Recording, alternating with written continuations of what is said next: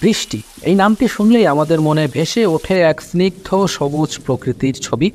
স্মৃতির পাতায় বর্ষা মানেই ছিল ভরা নদী, কলকল শব্দে বয়ে চলা জলধারা আর কৃষকের মুখে হাসি। কিন্তু এখনকার বর্ষা কি সেই চেনা রূপে ফিরে আসে? কয়দিন যাবৎ যে অবিরাম বৃষ্টি দেখতেছি, তাতে প্রশ্ন জাগতেই পারে, এটা কি শুধু প্রাকৃতিক ঘটনা, নাকি এর পেছনে লুকিয়ে আছে জলবায়ু পরিবর্তনের ভয়ানক কোনো গভীর বার্তা? বিশেষজ্ঞরা বলছেন, কার্বন নির্গমন বৃদ্ধি, বনাঞ্চল ধ্বংস এবং অনিয়ন্ত্রিত শিল্পায়ন পৃথিবীর ভারসাম্যকে নষ্ট করে দিচ্ছে।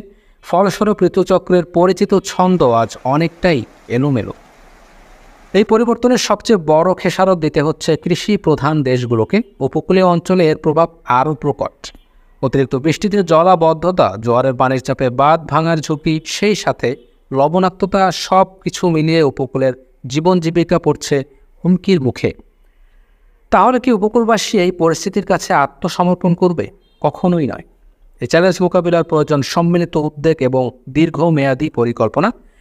যেমন উপকূলীয় অঞ্চলে মজবুত ও আধুনিক বেড়িবাঁধ নির্মাণ, উন্নত নিষ্কাশন ব্যবস্থা গড়ে তোলা অপরিহার্য।